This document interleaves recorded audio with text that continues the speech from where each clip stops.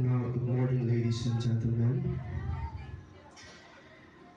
As we gathered here today to witness the joining of two hearts, Jason and so para masaya, palapak muna, para malungkot eh. Okay. So yamang itong dalawa ay nagsisimulog upang papag-isahin sa banal na kalagayan ng pag-aasawa. At dahil tayo, Jason and Michelle, ay nasa ilalim ng traditional civil wedding, kayong dalawa ay susumpa sa batas ng Republika ng Pilipinas under the family code. Okay? But before we start the ceremony, ayaw ko mag-itanong ito pero kailangan. Is anyone here who wants to oppose this marriage? Meron bang tututol yan sa inyo sa kasalang ito? Kung meron, tumahimik na lang. Okay, kung wala po, palakpakan natin ang couple. Now, we recognize the presence of parents of the bride. Andito po ba yung parents ng bride?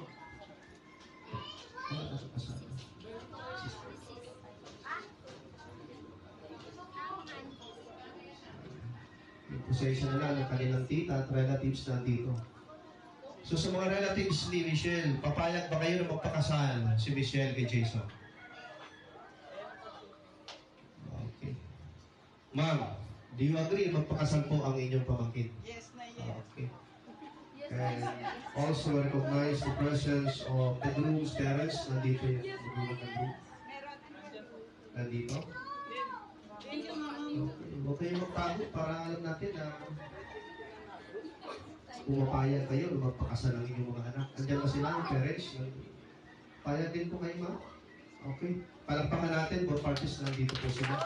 So sa mga witnesses, ninong Manila, and all the guests, sit down please, para hindi kayo mapagod. The next standing groom and bride.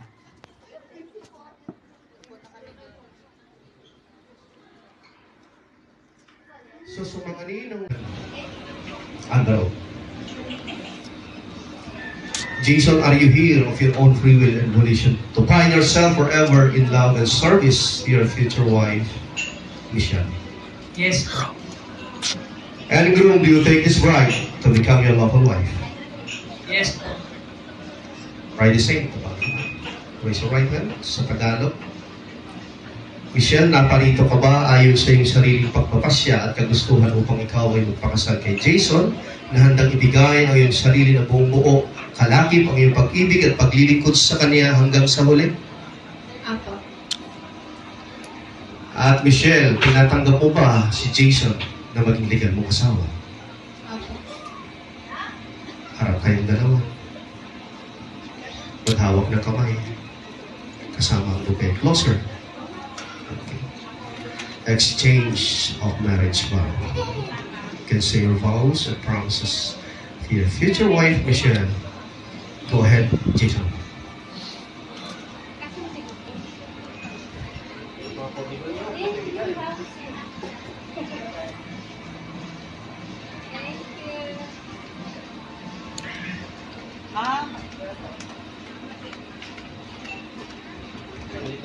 Hello. First of all, thank you Lord dahil ikaw ang nagbigay sa akin kaya nandito ako ngayon sa harapan ng asawa ko. Kaya binababati kita na ako na ganito ang asawa mo. Mahal, napakaswerte mo sa dami-dami ng babae sa mundo. Ang pinili, ikaw pa ang pinili ko. At dumating sa araw na pinaghihintay natin, dati akala ko, hindi mangyayari ito, pero para kay Lord, binigay niya sa atin.